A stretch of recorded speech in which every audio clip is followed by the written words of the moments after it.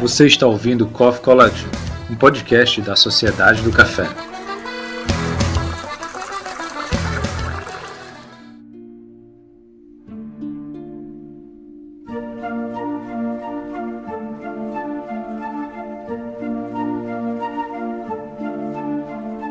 E aí, galera, sejam bem-vindos, dessa vez não para o CoffeeCast, para a primeira edição de uma nova linha de podcast que a Sociedade do Café vai estar lançando para você, ouvinte. Primeira edição do Coffee Collection. Vai ser um podcast gourmet para você que é fã de autores diversos. É uma nova linha que a gente está experimentando. Se tudo der certo, a gente vai dar sequência. Se não der certo, a gente descontinua.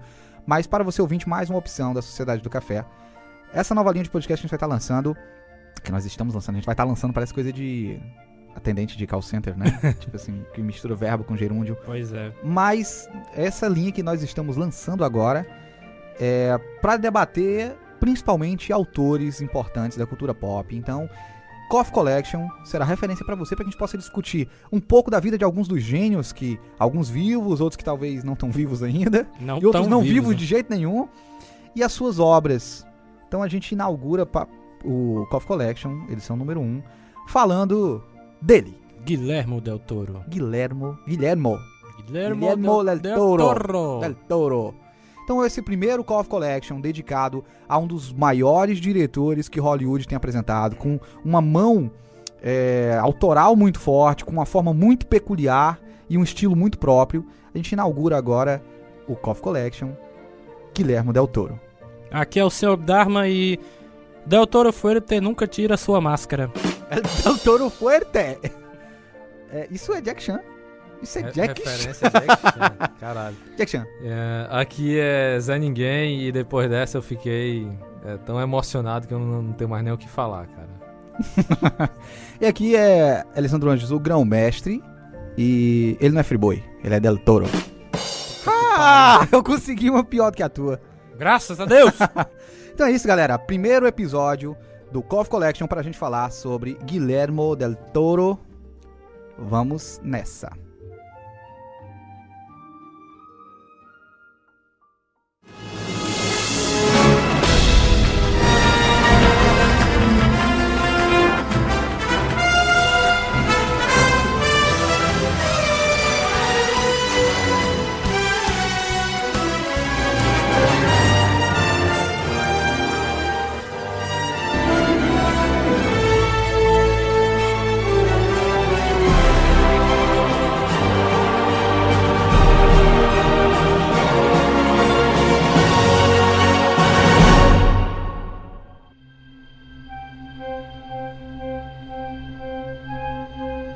A gente inicia esse episódio trazendo um pouco para você, ouvinte, da biografia deste cara, né? Eu queria convidar qualquer dos dois participantes a vir ao microfone para poder falar um pouco sobre esta personalidade, tá? Eu acho legal a gente falar que ele faz parte de um trio que no México é chamado de Trio Amigos, né? Los Tres Amigos, né? Amigos. Los Tres Amigos, um trio de diretores compostos pelo Alfonso Cuarón, o Alejandro Iñárritu e o Del Toro. Guillermo del Toro. Então, um trio peso pesado. Concorda comigo, Zé Ninguém? Principalmente o Del Toro, né? Sim, é tipo o jovem nerd velho. É igualzinho. Mas só gente de peso, é uma boa safra de diretores, né? Cuarón, assim, acho que pra mim um dos melhores diretores que eu já tive a oportunidade de ver. Amo o Gravidade, o filme dele. Pra mim, uma obra assim que, ai meu Deus do céu, inclusive escrevi recentemente um artigo sobre Gravidade. Melhor Harry Potter é o dele, né, também. Melhor Harry Potter é o dele, concordo com você, concordo plenamente. Eu não acho que o último ainda é muito foda. Não, mas é questão de gosto, né? E o Birdman. E o Birdman, né? E aí eu vou falar do outro também, o Iñárritu, também é um cara que dispensa apresentações, ganhador de Oscar, né? O cara responsável por trazer luz ao além do Birdman, né? O Regresso. Gente, que filme lindo. Sim. É bom. E a gente vai ter agora, e o primeiro cast começa com o nosso querido Guillermo del Toro, que talvez desses autores, desses diretores que a gente está falando, é o que tem o percurso um pouco mais longo e o que talvez tenha um pouco mais é mais conhecido para o público de cultura pop, cultura nerd, né? Então, por favor, apresentem. Mas antes de começar, qual o objetivo desse cast? É a conquista! Por que a gente resolveu falar do Del Toro? Porque era uma ideia que a gente já tinha há muito tempo pra falar, mas que veio à tona principalmente nos últimos dias, porque ele tá ganhando muitos prêmios com o novo filme dele, A Forma da Água, né? Ele já ganhou Globo de Ouro de melhor diretor, de melhor trilha sonora, aí ganhou o Critics' Choice Awards também. Recentemente ele ganhou o dos produtores de Hollywood, melhor filme do ano. Então é bem provável que ele ganhe muitos prêmios no Oscar, né? Tá encaminhando pra isso. Então a gente teve essa ideia de falar sobre ele. Porque começar pelo Guilherme Del Toro, aproveitando, né, que a gente tem aí uma das grandes obras dele sendo lançada certamente agora, que é A Forma da Água. Por favor, apresentem para o nosso ouvinte Guilherme Del Toro. Guilherme Del Toro, nascido em Guadalajara. Não, mas o Del Toro... A gente ia apresentar esse episódio todo em espanhol. Portunhol. Né? Eu vou fazer a tradução simultânea. Guilherme Del Toro, nascido em Guadalajara. Nascido em Guadalajara. Acapulco. Nasceu em Acapulco. Nasceu em Guadalajara em 9 de outubro de 64 e ele foi um cara que foi criado pela avó e na adolescência ele criou um gosto por cinema, né? Ele, como todos nós aqui da sociedade, né? E depois ele passou a trabalhar com maquiagem, se eu não me engano, né? Sim. Com um cara chamado Dick Smith. Paul Smith. Né? Sim, ele foi aluno do Dick Smith. Dick Smith é um cara famoso porque trabalhou no filme O Exorcista, principalmente. Sim. Era um cara que já tinha algum conhecimento, já tinha um respaldo dentro da área cinematográfica, principalmente com essa questão de maquiagem, de efeitos, e o Del Toro teve contato jovem com esse cara, né? Ele era muito fã de filmes de monstro, de fantasia, então ele foi nessa pegada na hora de fazer a maquiagem, não só, sei lá, de gente idosa, ou sei lá, gente com o rosto sujo, não. Ele tinha mais essa pegada fantasiosa, filme de terror. Que é um traço corriqueiro na obra, né? É o marco dele, né? É quase uma assinatura do Del Toro. E ele trabalhou com esse cara por 10 anos, né? Até formar a própria companhia chamada Necrópia, que foi no começo dos anos 80. E sim. Depois ele dirigiu alguns filmes pra TV mexicana. E em 86, quando ele tinha só 21 anos, ele foi produtor executivo do primeiro filme dele, que é o Dona Flor e Seus Outros Maridos. Não. Dona Erlinda e Seu Filho, porque tem Dona também. Aí que começa a carreira dele em 92, com o primeiro filme dele chamado Cronos. Né? Mas acho que isso vai falar depois, quando a gente for falar da carreira dele, né? Sim. Mas então, pra terminar sobre a biografia dele, ele hoje mora em Los Angeles com a esposa chamada Lorenza Newton, com quem teve 2 filhas, a Mariana e a Marisa. Né? E também ele se aventurou... As coleguinhas. Puta que pariu. Acho que ela é Simone e Simária, não? Qual é aquela? Não tem uma Mariana e Maraísa? Tem a Maiara e Maraísa. A Maiara e Maraísa. Maiara e Maraísa. Ok. Elas são cantoras de quê? As filhas do Del Toro. Tá bom, vai, segue tua vida aí. E, assim, pra terminar a biografia dele, ele se aventurou no mundo da literatura, né? Ele escreveu a trilogia da Escuridão, se eu não me engano, que são histórias de vampiros, né? Bem louco. Sim. Tem até uma série, inclusive. O livro ele escreve junto com o Chuck Hogan, né? Norris? Não, Norris não, Chuck Hogan. O cara, ele é tão fanático por monstros, esse tipo de coisa, que ele tem a casa dele, onde ele vive com a família dele e tudo, e ele tem uma casa só pros artigos, os artefatos que ele coleciona. Sim, é quase um museu, né? Tu já viu, né? Sim. Caralho, é muito foda. Fui lá ano passado. Não, vi no YouTube. Caralho, quando eu tava pesquisando, eu vi as imagens da casa.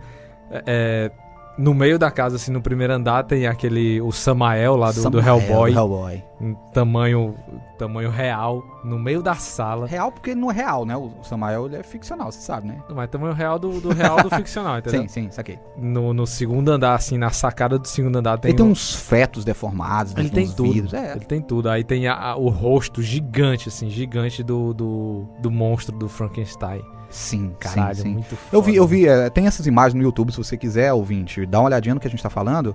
Se o editor tiver coragem, a gente bota o link de algum dos vídeos aí, de alguma das entrevistas do Del Toro no YouTube pra você olhar, ou se você quiser, pode pesquisar no próprio YouTube, que facilmente você encontra essas imagens, né? O Del Toro, ele não esconde essas coisas, né? Ele é muito fã e nessa casa que ele mantém esses objetos, de vez em quando ele dá uma entrevista lá e é realmente essa coisa de encher os olhos. Cara, eu tô tentando montar o meu quarto, né? Botar uns actions lá e tudo, action figures. Aí quando eu vi ontem, cara, a casa dele, eu fiquei desmotivado. humilhado total, velho. Lá em casa só tem muriçoca. Trazendo mais algumas informações. Sapo na privada, né? Rato na privada. Já aconteceu, há um histórico né? aí. Essa história um dia eu conto aqui no CoffeeCast. No CoffeeCast não, Coffee Collection. Só mais algumas informações em relação a esse diretor. É interessante a gente dizer que ele é um fã declarado de Hitchcock e Tolkien. Eu acho que é uma combinação um pouquinho esdrúxula, né? Você ter um dos maiores marcos do cinema e um dos maiores escritores de fantasia. Daí você consegue, juntando essas duas coisas, né?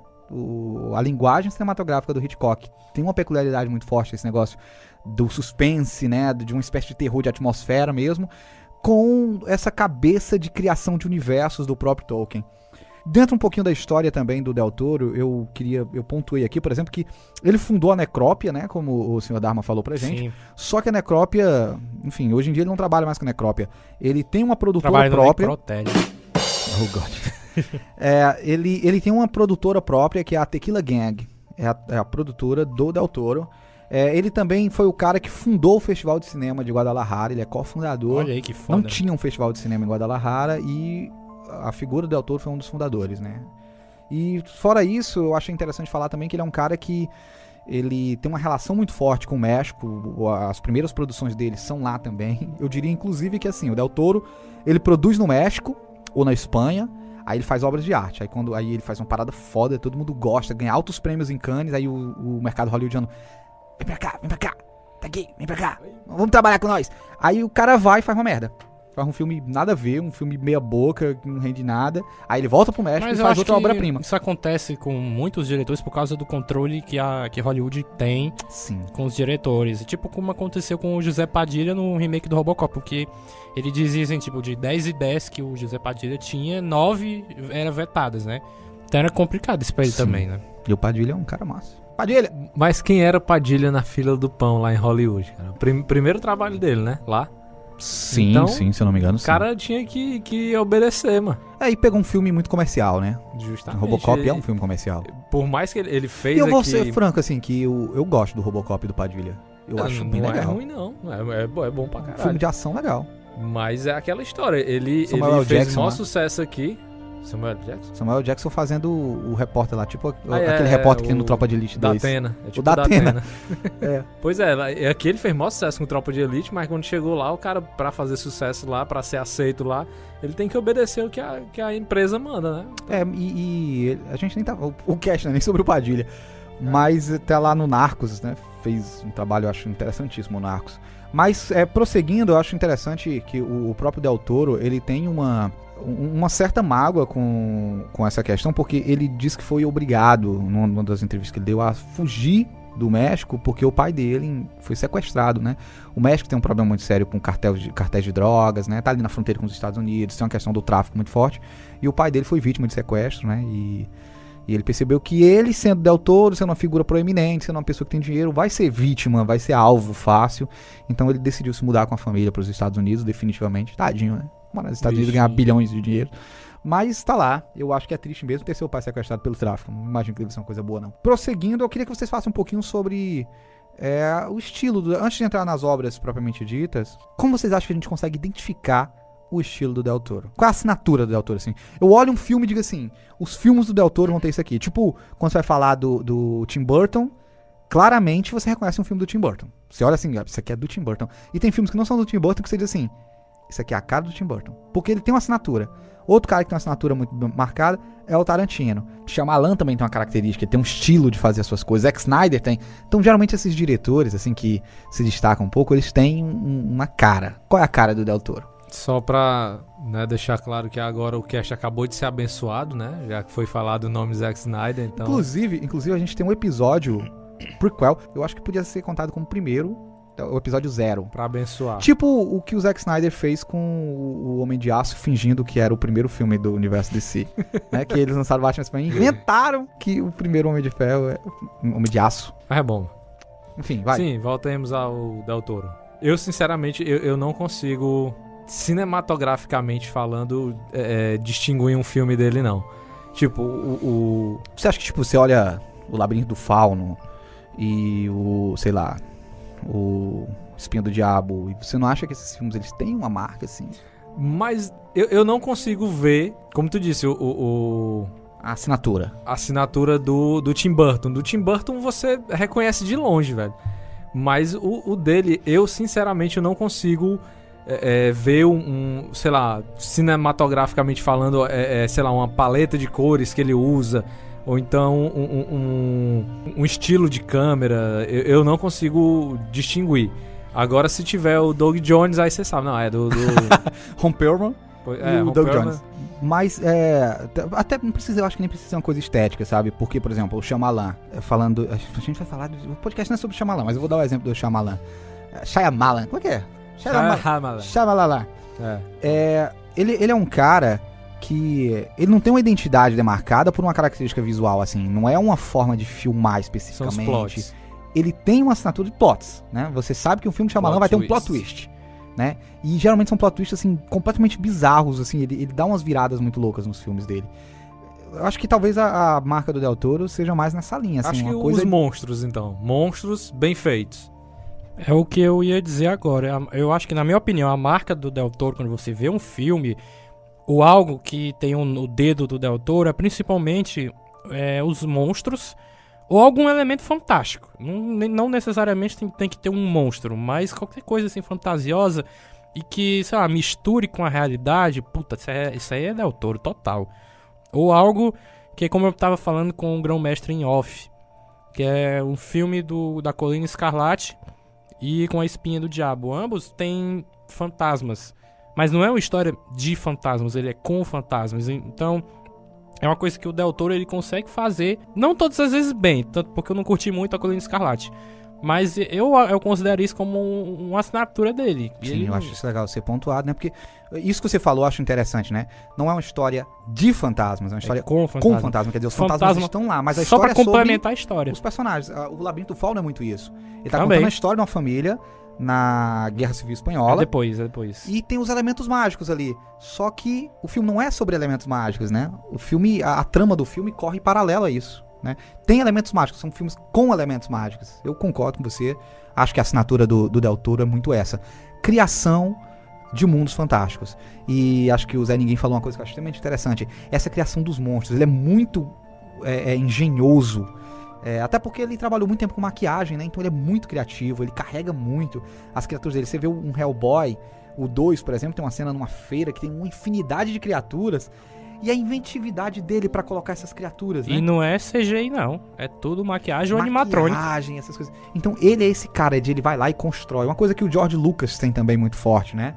No Com começo. Star Wars. No começo. Eu ainda acho que o George Lucas é muito inventivo. Mesmo os novos Star Wars, eles têm esse negócio de nos apresentar coisas muito novas, coisas que a gente nunca viu. Não é isso. É mais por questão do CGI que ficou tosco. Mas eu entendi o que você quis dizer. Então, eu puxei aqui alguns pontos que eu acho que... Eu assisti recentemente uma entrevista do Del Toro, e ele falou que tem alguns pontos que ele considera cruciais. Assim, são prioridades pra ele. Primeiro, ele gosta de trabalhar com efeitos especiais, maquiagem e figurino. Ele diz que isso é o foco dele num filme. Então, parando pra analisar os filmes do Del Toro, faz muito sentido, né? Faz. Todos os filmes dele tem um negócio de figurino, um negócio visual muito forte, né? Até o Pacific Rim, que é um filme um pouco mais descolado, visualmente é um filme, assim, muito carregado de detalhes, muito cheio de, né? Ele é um cara que ele foca nisso, no visual, no detalhe. Você vê uma maquiagem de um monstro do Del Toro, ela é muito meticulosamente pensada, trabalhada. Ele desenha tudo antes. Isso, é isso que eu ia dizer. Ele lançou um livro agora que é Sketchbooks, né? Eu não lembro o nome do livro. Cabine de Curiosidades, uma coisa assim. Que são os desenhos dele pros filmes, as coisas que tem o desenho do Hellboy, tem o desenho do Homem Pálido lá.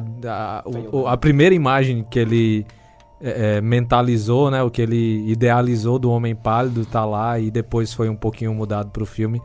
Mas o livro é com essas curiosidades sobre o estilo de produção dele e como ele viaja nas coisas. Sim.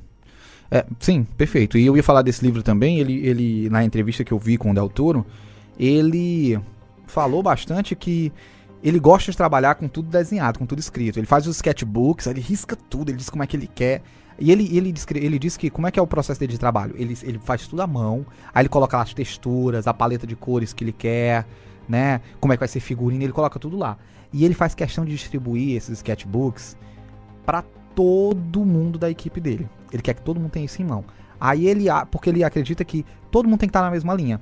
Porque se algum dos lados disser que não dá pra fazer, ele vai lá e refaz antes de passar isso pros programas de edição, antes de passar isso pra frente, porque ele diz que é muito mais fácil recomeçar.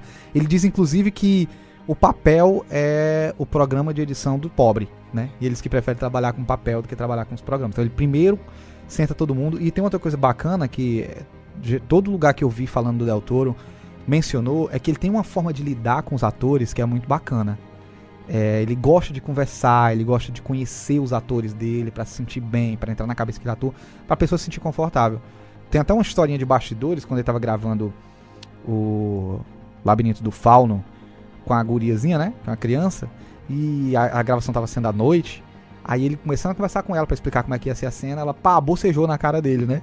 Aí ele foi super simpático, né, ele foi super simpático de dizer pra ela, tipo assim, né, o tio aqui falando, dá sono, né, não sei o que, tipo, super à vontade. Ele parece ser um cara muito, muito bom de se trabalhar. Tão bom que geralmente as equipes dele se repetem, né? Ele gosta de trabalhar com o mesmo time. Então, eu acho que isso é um pouco da linha de trabalho do Del Toro. Esse negócio de um trabalho mais familiar e essa preocupação com essa parte estética do detalhe visual mesmo, né? Ele não é um cara muito de câmera, muito de fotografia. Ele é um cara do figurino, ele é um cara da maquiagem, ele é um cara de criar mundos fantásticos. E outra coisa, que eu acho que é uma coisa que a Pixar faz muito, criar mundos fantásticos. Isso que você estava dizendo do figurino, do design de produção, eu acho que tudo isso acaba combinando que transforma ele num excelente diretor. Então, eu acho que, tipo, eu tô na torcida pelo Christopher Nolan e o Dunkirk, mas se ele ganhar pelo melhor filme e por melhor diretor, eu não vou ficar triste, eu vou ficar feliz que isso é uma porra também, porque eu gosto do cara. Sim. Então, só fechando aqui, né, o que eu tava fazendo um comparativo dele com a Pixar é isso, né, que a Pixar tem esse negócio de cada filme dela, ela cria um universo, e é um universo crível. Ela cria todos os detalhes. Você vai fazer um filme de monstros, aí tem o negócio das portas, aí tem os monstros antigamente, aí tem os monstros do Yeti que mora enfim, eles conseguem unir tudo no universo. Aí no filme seguinte é um filme de carros. Aí você vai assistir, até as mosquinhas são os fuscas, né? No carros. Então a Pixar tem esse negócio e o Del Toro consegue trazer isso pra cá também. Ele cria universos. Você assiste um Hellboy, você assiste um Labirinto do Fauno e você acredita naquele universo que ele tá criando, né? E é muito engenhoso, ele é muito inventivo, assim, ele traz soluções que são surpreendentes, esteticamente, visualmente, muito agradáveis de se assistir. Vocês querem falar mais alguma coisa sobre Guillermo del Toro? Fala espanhol, Zé Ninguém. Eu pensava que el nombre não, eu tava pesquisando o nome dele, eu botava Guilherme. Guilhermo, mas é com 2 L's, né? Com 2 L's. Guillermo. O nome del Guillermo del Toro escreve-se com 2 L. 2 L? Não sei. Eu não sei. Meu portunhol está muito ruim. Bora prosseguir. Chega. Agora porque tem muito mucho, né? A gente pode entrar aí nas obras, né? A gente pode seguir para um próximo bloco e de fato começar a falar do trabalho deste diretor genial. Today we face the monsters that are at our door and bring the fight to them. Today we are canceling the apocalypse.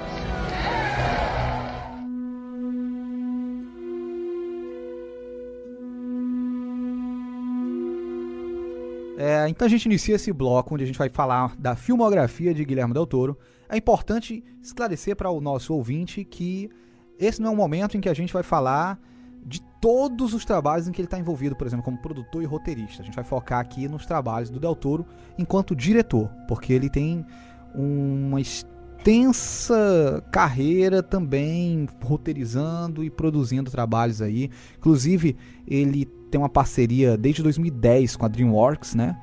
E ele praticamente todos os filmes, Kung Fu Panda 2, O Gato de Botas, A Origem dos Guardiões, tudo isso aí ele está envolvido, né? Como produtor. Então isso aí vai ficar de fora porque a gente está analisando aqui o diretor Guillermo del Toro. Acho que o primeiro... Vocês querem falar alguma coisa antes? Não, pode prosseguir. Então acho que o primeiro filme do Del Toro, tirando lá o filme que ele lançou, como é que era lá, o Sr. Dharma, o nome? Esse Dona Hermínia ele só produziu. Dona Erlinda e seu filho. Foi o primeiro filme. Caralho, Dona Hermínia é do... Dona Erlinda e seu hijo. Dona Hermínia é do A Mãe é uma Peça, Minha Mãe é uma Peça. Que é dele também, né? Esse aí ele só foi produtor. O primeiro filme dele mesmo como diretor foi o Cronos, 93. Cronos, né? Filme de 93, onde ele foi diretor e roteirista. É um filme que, assim... É um filme mais antigo, acho que nem todo mundo teve acesso a ter assistido esse filme, mas é interessante falar que ali a gente já começava a ver, germinar aquilo que a gente conhece do Guillermo del Toro. Acho que a gente vai passar mais rápido por esse filme, porque eu acho que nenhum dos três aqui assistiu esse filme recentemente. Infelizmente. Mas a gente fez uma pesquisa breve para poder trazer um pouco das informações em relação. É o primeiro filme em que ele faz uma parceria com o Ron Perlman. O Ron Perlman está nesse filme. Casamento, né? Casamento. Deles dois, porque... Ron Perlman, que inclusive é o último ator Neandertal vivo. Verdade. Porque ele nasceu 10 mil anos depois da espécie dele. Ele é um Neandertal. Então, é um filme que, basicamente, ele conta a história de um vampiro. Ele mistura vampirismo e alquimia, Alquimia. Ele é um filme que ele brinca, ele tenta modernizar, ele foge um pouco do conceito que... A gente vai ter duas modernizações, principalmente, do mito do vampiro. A gente vai ter aqueles que seguem pela linha da Anne Rice, né, o Entrevista com o Vampiro, aqueles vampiros mais sedutores, que depois vão culminar nos Vampiros Brilhosos de Crepúsculo, por exemplo. E a gente tem uma outra linha que continua trabalhando com aquele vampiro mais monstruoso, mas aí o Del Toro nos traz aí uma visão que é um vampiro pero no mucho, né? Ele tem um negócio misturado com alquimia mesmo, né? Ele tem um objeto, um item que dá imortalidade pra ele, né? É um filme que brinca muito com esse conceito de imortalidade e as pessoas vão estar ali atrás daquele objeto, porque quem tiver aquele objeto é tipo uma pedra filosofal, né? Que permite com que o portador ele seja imortal. The Chosen One. Não imortal mesmo, que ele não morra, né? É uma máquina que permite a ele ter essa imortalidade. Mas o interessante de falar desse filme do Del Toro é porque ele já começa a trabalhar com esse negócio do elemento místico, fantasioso, que é a questão do vampiro, né? Que é a questão do sobrenatural. Mas o drama humano tá ali, porque é um filme que discute, na verdade, essas dores da imortalidade. O que é ser imortal, né? O que é você... Esse dilema de pra você se manter vivo, você tem que, sei lá, prejudicar outras pessoas. Então é um filme que fala, no final das contas, de humanidade. E ali eu vejo um dos primeiros elementos de uma das coisas que é bem corriqueiro no trabalho do Del Toro, que é usar crianças. Ele gosta de trazer a figura infantil. E a criança nos filmes do Del Toro é aquela representação da inocência, né? Então vai ter a meninazinha lá no filme também. E é o primeiro filme do Del Toro que eu acho que não é o Del Toro que a gente conhece ainda, mas aí a gente já começa a sentir o cheiro de como ele trabalha com essa questão do fantasioso, mas trazendo de uma forma engenhosa. Quer dizer, a gente tem um vampiro que, de certas formas, vai lidar com questões de amoralidade, de ética, mas que, no final das contas, trata-se de um ser humano, no fundo de tudo, né? O pano de fundo é um ser humano. É um filme que custou 2 milhões para ser produzido, né? E ele teve um prejuízo. Né? Só faturou 600 e alguma coisa, né? Um pouquinho mais de 620 por aí. Não se pagou o filme, né? É um filme, o primeiro filme dele, ele fez esse filme ainda no México, não é um filme hollywoodiano, né? Eu acho legal a gente pontuar isso, mas foi um filme que meio que deu para ele um cheiro de como é que as coisas podem ser feitas, né? E o filme foi bem avaliado pela crítica, né? Ele não fez sucesso com o público, mas com a crítica ele foi muito bem avaliado. Pessoalmente, eu fiquei curioso de rever esse filme. Ele ganhou uns prêmios, né? Lá em algum festival que eu não tô me lembrando o nome aí, mas ele ganhou uns Pesquisas do Coffee Collection. Ele ganhou o prêmio Mercedes-Benz no Festival de Cannes, né? Acho que foi isso daí, se não me engano. Sim, é um filme que... No Festival de Havana também. É um filme de um cara que até então era praticamente desconhecido, lança esse filme e consegue algum reconhecimento, que é o que vai ajudar ele depois a lançar o segundo filme dele, que esse sim, eu acho que é uma das maiores obras da carreira dele já, né? O segundo filme dele, acho que já pode seguir, né? Pode. Então em 93 a gente começa com Cronos, que é esse filme de um vampiro, né? E o nome Cronos é mais que adequado, fala de tempo, imortalidade. Achei que ia ser por causa do pai dos Zeus. Que é o deus, que é tipo a divindade responsável pelo tempo, né? É isso. Então vamos lá, próximo filme, Guillermo del Toro. Today we face the monsters that are at our door and bring the fight to them. Today we are canceling the apocalypse. Então, o próximo filme da nossa lista, lançado em 1997, também com direção e roteiro de Guillermo del Toro, é o filme Mimic. Mimic que... Mutação. Mutação, Português, né? O nome em português. Então, por favor, nosso cinéfilo, senhor Dharma, Rapidez aí pra gente. Puxa. O que é mutação? Joey e as baratas. Vai.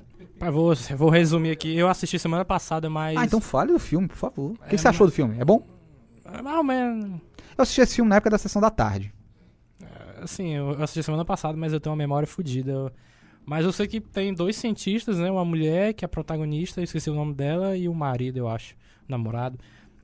Ela gosta muito de insetos, né? E faz uns experimentos com baratas, uma coisa assim. É o Projeto Judas, é uma coisa assim, né? Acho que é Judas. Acho que é Judas. Se estiver errado, desculpem. Faz tempo que eu... É que eu assisti semana passada, mas mesmo assim eu não consigo lembrar. Não é um filme muito foda, assim, pra você assistir, né? É ok. Filme de monstro, de barata, né? que é um monstro. Né? Eu concordo. Quando fica gigante, é um monstro que são uma porra, Não, né? Barata é um monstro. Principalmente quando voa, né? Se for lá no dicionário, tem barata e do lado tem escrito assim, monstro. É engraçado pensar que barata voadora é tipo uma guilhotina, né? Ela passa assim na sua cabeça, a galera desviando, parece que tá desviando de um tiro, né? Já teve uma que foi na minha direção. Taquei veneno nela, aí ela deu a volta, aí veio na minha direção. Essa é a hora que a gente pede patrocínio pro Raid Mata Baratas? Baigon. Baigon. Mas aí, como é que é o filme? Mutação, pelo que eu me recordo vagamente, ele vai tratar dessa doutora que a gente... Anônima agora, que a gente não lembra o nome. Mira Sorvino. É? É o nome da atriz.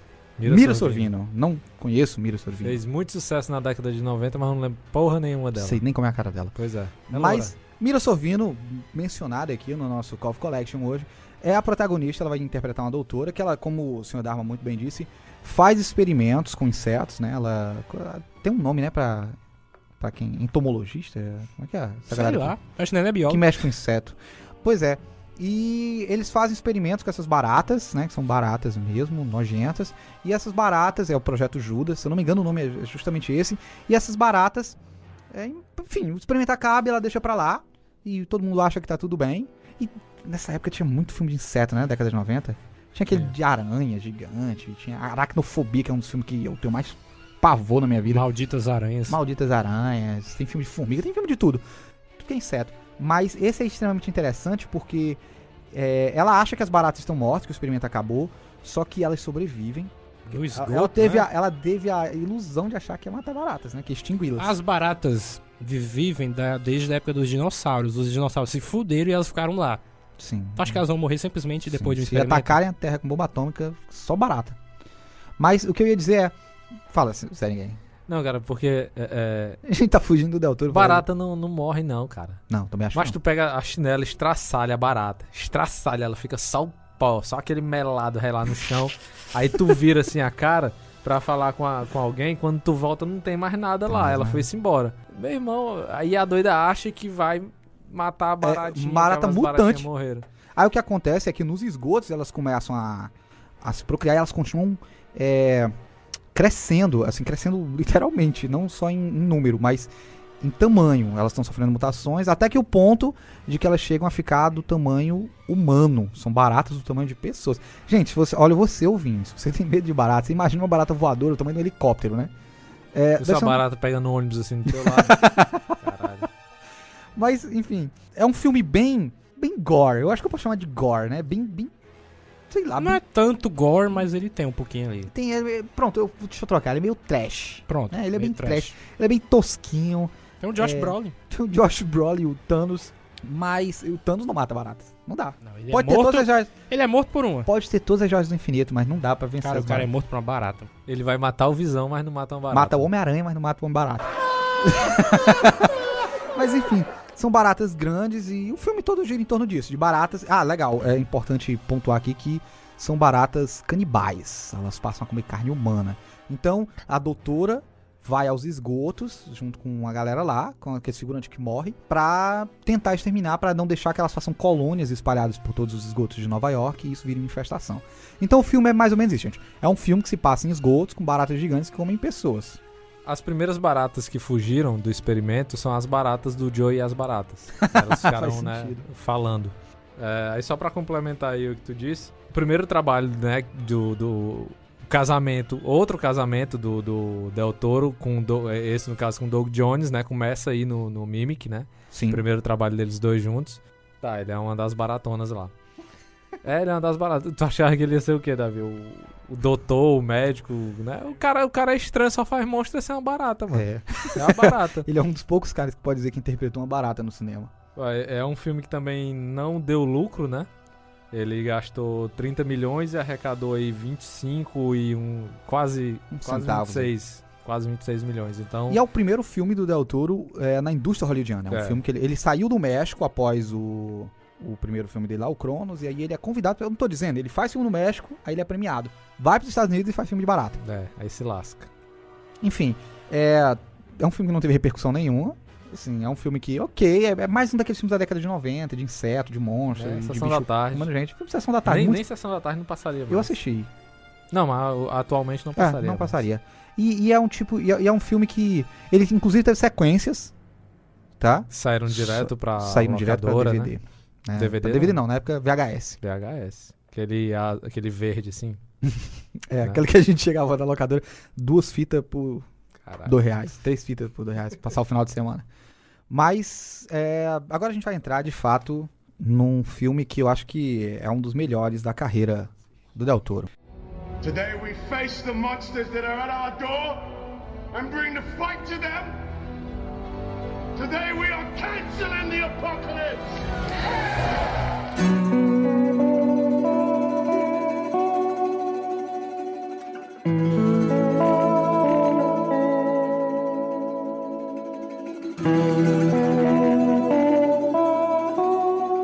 Com vocês, ouvinte, eu queria convidar um dos meus colegas participantes aqui para poder falar dessa obra. A Espinha do Diablo, del Diablo. A Espinha del Diablo. A Espinha do Diabo. Filme com direção e roteiro do Del Toro também. Ele gosta de roteirizar os próprios filmes, né? Eu também gostaria. Então, o que vocês têm pra gente? É um filme de que o Mutação é de 97. O Espinha do Diabo é de 2001. É de 98. Não, 2001. é de 2001, sim.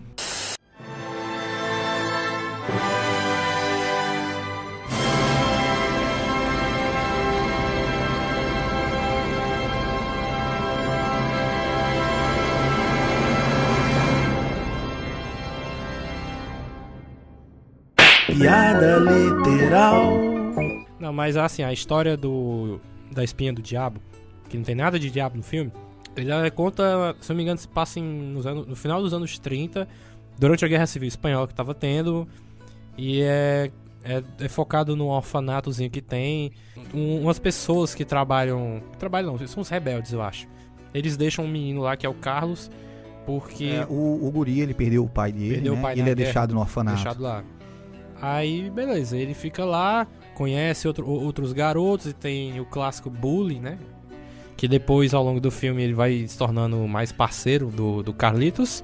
Quero fazer uma pergunta. Qual elemento... Porque olha como isso é presente no Del Toro, né? Qual elemento sobrenatural? Eu ia chegar nele agora. Pois vai. Tem uma história de fantasma nesse filme. Porque até aqui a gente tá vendo uma história normal, Sim. né? Da Guerra Civil Espanhola, que inclusive é uma temática que se repete, né? Mais na frente em outra obra do Del Toro. E, como a gente disse, né, o Del Toro tem esse negócio de trabalhar a fantasia, né? Dentro de um universo real. E a realidade ao mesmo tempo, né? Ele consegue mesclar.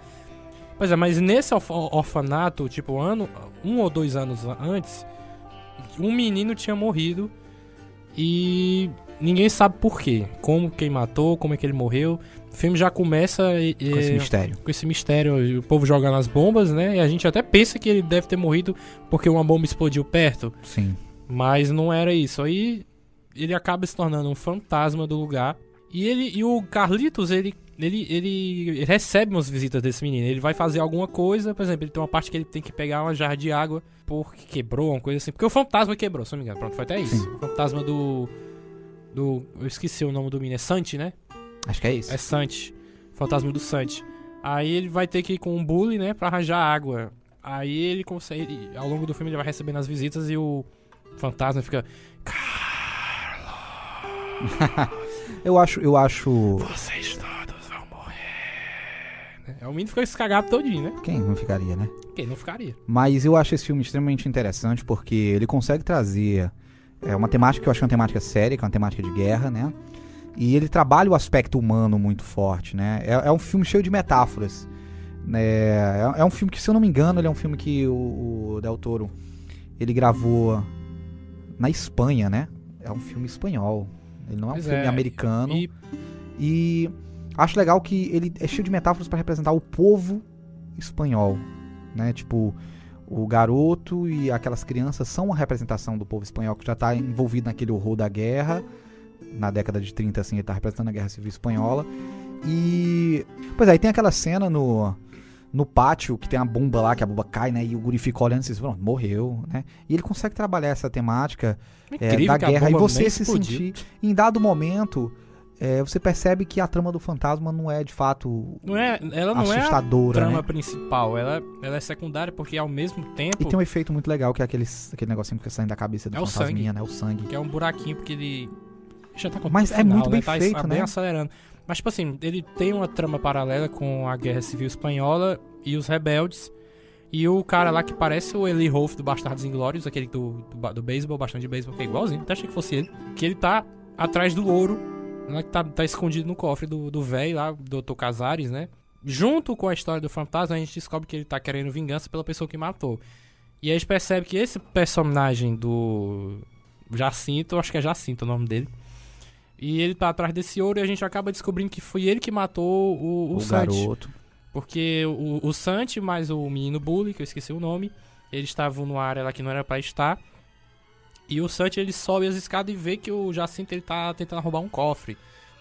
E ele se causa a morte dele. Ele tá segurando o garoto aqui e ele se joga, ele bate a cabeça na pilastra, na coluna que tem lá e vai sangrando aos poucos, né? Sim. E é isso que ele fala pro Carlos, né? Que ele quer vingança. Ou senão todo mundo vai morrer. Isso, não, mas eu vou te ajudar. Mas esse é o plot do filme no geral, assim, contando tudo, assim. E é legal a gente falar sobre esse filme porque acho que aqui é o surgimento oficial do Del Toro que a gente conhece, né? Esse é o filme que a gente vê o Del Toro trabalhando aquilo. Aquele negócio do drama humano, da guerra, a história do orfanato, e em paralelo a gente tem a trama mística, a trama sobrenatural acontecendo, ele usando a inventividade, a engenhosidade dele, dos trabalhos com efeitos especiais, porque você pega... A maquiagem do garoto é muito boa. Lembra um pouco a maquiagem, sei lá, do garoto do Grito, né? Parece. E ele é um diretor que ele consegue trazer aquela coisa macabra, mas de uma forma sutil. É um filme que eu acho que é o grande clima dos filmes do Del Toro. É um filme de atmosfera de medo, mas não é um filme de terror. Não é um filme de susto que você vai sair assustado, mas é um filme que vai lhe deixando tenso o filme inteiro, porque ele tem uma atmosfera meio creepy. Não sei se vocês concordam com isso. Tem. O menino, principalmente, todas as cenas que ele aparece. Acho que se eu tivesse visto quando era mais novo, eu teria me cagado toda a vida. Todas as vezes. E não é uma coisa que você fica de fato tanto com medo. Você fica assustado, mas não fica desesperado, né? Você fica tenso. Gostei da palavra que o Zé Ninguém usou em off aqui. É um filme que lhe deixa tenso. Você tá tenso. Você tá vendo um fantasma com a cabeça bagaçada sangrando ali. Mas é um filme que no final o fantasma não importa tanto. Ele tá contando uma história dentro de um orfanato, dentro de um contexto que a gente tá acompanhando, né? E esse filme Guilherme Del Toro, que tem um orfanato, qual é um outro filme que se passa no mesmo lugar que tem produção do Del Toro? Não sei. O Orfanato. Que também tem fantasma, de criança. Sim. Mistura fantasma e criança, fudeu, né, mano? Mas o Del Toro consegue, né? E as crianças que ele representa, geralmente, elas não são bizarras e assustadoras demais. Porque geralmente filme de terror, quando usa criança... tudo encapetado. Tudo encapetado. E as crianças... A Samara que o diga, né? Samara, aquela meninazinha do orfanato mesmo. Pois é. Enfim, acho que a gente pode prosseguir para o próximo filme da lista. Só, né, lembrando que ele gastou 4,5 milhões aí para fazer o filme. E, de novo, foi fracasso na bilheteria, né? Arrecadou 754 mil aí. Não sei como é que ele tá se mantendo na indústria cinematográfica até agora, né? Porque só dá prejuízo. Só teve... Mas assim, olha como foi interessante. O primeiro filme dele, ele teve prejuízo, mas ele foi reconhecido. Um jovem talento promissor, fez um filme no México e ganhou prêmios, né? Aí ele vai fazer um filme de barata e tudo, né? Que bosta. Aí ele vai pra Espanha, já sai da indústria hollywoodiana, produz um filme mais autoral e A Espinha do Diabo foi um filme extremamente bem recebido pela crítica. Se eu não me engano... 92% no Rotten. 92% de aprovação por parte da crítica, né, no Rotten Tomatoes, e o Metacritic ele tem 78, quer dizer, são números altos para um filme de um diretor que até então não era exatamente muito conhecido, e isso é o que impulsiona ele a dar sequência. Então, ele vai lá e lança um filme agora espanhol. Tipo, ele é chamado, né, pra Hollywood. Não, vem fazer um filme aqui. Aí Hollywood chama ele de novo. Aí, não, vamos chutar esse pai todo. Não fez dinheiro. Aí ele faz outro filme foda. Vamos chamar ele de novo. Aí Hollywood chama de novo. E agora ele Deu volta pra certo. Hollywood, pros Estados Unidos, pra gravar.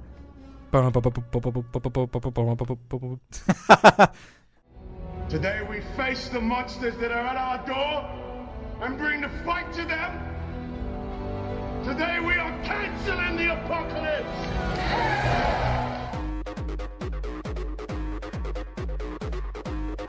O melhor filme dele. Mentira, não. Mas ele voltou pra isso porque o Goyer, David Goyer, Quis ele, né? quis ele. Não, Sim. escrevi esse roteiro aqui, eu acho que é perfeito pra você. Vamos lá. A gente Ele tem foi. no ano de... 2002. A gente tem 2002, um ano depois da Espinha do Diabo, o filme Blade 2. Que é o melhor Blade. Que é o melhor Blade. Eu concordo com você. Melhor Blade. Né? É o personagem vampírico interpretado pelo Wesley Snipes. E a gente traz a sinopse pra vocês aí. Por favor, Zé Ninguém. O Blade é um caçador de vampiros que caça vampiros. Porque vampiros são vampiros e não são bons, né? Então... Ele podia caçar, sei lá, coelhos, mas ele caça mas vampiros. ele Tem que decidiu ser, caçar vampiros, então ele caça vampiros porque ele é o caçador de vampiros. Ele é o Daywalker. Exatamente. Eu acho interessante o Blade 2. Primeiro é legal. O Blade 2 é a sequência do Blade 1. Ah, vá! Mas ele é a sequência do Blade 1, que é um personagem dos quadrinhos. O Blade é um personagem dos quadrinhos. Ele é um caçador de vampiros, meio vampiro. Né? Ele é metade Meio vampiro, humano, meio vampiro. Né? metade humano. Eu falei isso? Metade vampiro, metade humano. Ele é meio humano, meio vampiro, tá? De novo aqui, se você não tinha ouvido. A parte de cima e E- a parte de baixo. Banda direita e esquerda. Mas ele é um caçador de vampiros e ele é metade vampiro e ele usa das habilidades dele. Nos quadrinhos é bem aquele negócio de super-herói mesmo. Ele caça vampiros no submundo e outras criaturas, sei lá, sobrenaturais. E basicamente é um filme de ação. O Blade 1, tanto o Blade 1 quanto o Blade 2, bebe um pouco do sucesso do Matrix, das Wachowski, tanto é que a aparência... Não, mas o Blade 1, ele é de 98, se eu não me engano. O Matrix é de 99. Então, Matrix... Era uma coisa que a cybercultura naquela época tava pegando, aquele negócio de roupa preta e tudo, óculos escuro, efeitos de luta. A gente vê que as influências estão aí. Só que vamos falar do filme. Cara, o que eu acho mais massa no Blade 2 é essa história de botar vampiro contra vampiro, né? Mas se eu não me engano, a história do filme é essa. Se eu não me engano, Justo. surge uma nova espécie de vampiros mais fortes, mais rápidos, Reapers. ágeis, Reapers, né? Que tem um visual foda, tinha que ser Del Toro, né? E tá, tipo, matando... Se eu não me engano, eles matam os vampiros normais, né? Ou de classe, Eles se né? alimentam de vampiros, como o Vampiro- Grão-Mestre vampiro comum, disse, né? aqueles vampiros mais Anne Rice e tudo, né? Aí, se eu não me engano, ele forma um time lá de vampiros que tipo, são inimigos dele, mas é aquela velha história. O inimigo do meu inimigo... Não, como é que é? É, o inimigo do... O inimigo do meu inimigo é meu amigo, é assim, né? Exatamente. Pois é, mais ou menos essa é a história. Eu também não lembro, eu vi uma vez e poucas partes depois. Assim, Mas na minha vida. o foda que eu acho é a equipe que ele monta, cara. Sim. É muito diversificado. Tem um japonesinho O lá, Donnie Yen. com as espadas. Tem um cara gigante lá, carecão com martelo. E tem o Daryl Dixon, que antes de se meter no apocalipse, tava lá matando vampiro. Quem, mano? O Daryl. Tá. É, o Norman Norman Reedus, né? Reedus. Sim. Aí a gente tem de novo o Ron Perlman, né? Sim. Lógico, tinha que estar. Mas eu acho muito massa essa construção da equipe. Você vê Sim. personagens muito diferentes um do outro e são... É basicamente uma história de super-herói. Aqueles vampiros é um grupo de super-herói, né? Cada um de um jeito. São os né? Vingadores ali. São os Vingadores vampíricos. Mas é interessante que vocês falaram, né? Primeiro que ele tem os Reapers, né? Que vocês falaram aí. E o que eu acho mais interessante desse filme, assim, de longe, que mais saco. Quando eu penso em Blade 2, a primeira coisa que eu lembro é do Reaper. Daquele um aquele estilo- primeiro. Porque ele é um vampiro e a maquiagem do Del Toro, olha como é uma coisa. Ele abre o maxilar de um jeito assim, quer dizer, o queixo do vampiro abre, né? Desloca aqui o maxilar e abre. Aí a boca dele parece a boca de um predador. Não sei se, né? E tem uma língua parecida com a do Alien. Cara, é um monstro grotesco. Coisas que só poderiam sair da cabeça É um do Del estilo de Toro. vampiro que a gente nunca tinha, pelo menos eu nunca tinha visto no cinema, e que ele tenta emplacar depois na série que ele produziu e dirigiu aí 2 episódios, né, o The Strain, que é um... Não lembro agora de onde é essa mitologia, mas seria um vampiro que a galera chama de Strigoi, uma coisa assim. Sim. Aí ele tenta emplacar desde o do Blade 2. Ele, né, no Blade 2 tem esse estilo de vampiro e vai aparecer de novo lá no The Strain. Eu assisti poucos episódios desse Strain. Eu acho que eu planejo voltar ainda, mas o pouco que eu vi, Pacho, tem um vampiro lá irado que, sei lá, um bicho de uma capa preta gigante pula em cima do cara e tipo, seca o cara todinho. Mano. Eu assisti a primeira temporada e é bem interessante. A primeira temporada ela é legal, ela não lembro quantos episódios são, mas ela consegue prender assim. E tem um mestre dos vampiros que ele já é diferente desse vampiro Strigoi, que é o que aparece no Blade 2. Ele parece mais um Nosferatu, mas só que grande, o bicho é gigantesco, assim. Mas voltando ao Blade, né? Então, voltemos ao Blade. O Blade, o primeiro Blade foi um trabalho, se não me engano, do próprio David Goyer, né? Um diretor britânico. E não foi? Não, ele dirigiu o 3. Foi o 3, né? Que é o pior. Que é o pior. Mas o Goya escreveu o roteiro do Blade 2, entregou pro Del Toro. E é interessante a gente comparar o Blade 1 e o Blade 2 pra gente entender aí de novo a assinatura do Del Toro, né? O Blade 1 e o 2, apesar de serem sequências, você percebe nitidamente a mudança de direção, né? Você percebe esses elementos mais fantasiosos. A própria composição da equipe, né? Ser um negócio mais mágico, mais grande, mais exagerado. Os antagonistas, né? No caso, os vampiros, Reapers, são mais grotescos, mais monstruosos. É um filme mais gore. É um filme que tem uma ação mais exagerada, né? Lembra um pouco até a ação dos animes, né? O Del Toro mesmo foi um cara que disse que se influenciou em animes. A gente vê isso muito marcado no membro oriental lá da equipe do Blade, né? Que é o Donnie Yen, que tá vivendo o personagem. Então, é um filme que, assim, é um filme de super-herói, é um filme de ação, um filme com Wesley Snipes. Né? O que é que eu posso dizer mais do que isso? Tem um Ron Perlman. E é um filme do Del Toro. Pra mim, o melhor dos 3 Blades. Ele não gosta muito de usar, não sei nem se ele não gosta, né? Mas ele não usa tanto computação gráfica, né? Sim, ele gosta de efeitos mais práticos. Mas nesse, acho que na época também tava muito em alta. Tem algumas sequências de ação, né? O Blade metendo a porrada na galera, que é toda nada novo na luz gráfica. do sol, né? Pois é. O Wesley Snipes batendo em pessoas. Tem uma sequência que ele tá lutando com uma... Acho que ela é uma vampira, uma mulher, que ela tá toda numa roupa colada assim, preta, com a máscara e tudo. E eles estão lutando e no fundo tem uns holofotes assim ligados. Caralho, aquela cena, pra mim, é a melhor cena do filme. A primeira coisa que eu lembro do filme é essa sequência. Interessantíssimas. Então acho que a gente encerra Blade aqui e prossegue pra próxima obra. Today we face the monsters that are at our door and bring the fight to them. Today we are canceling the apocalypse.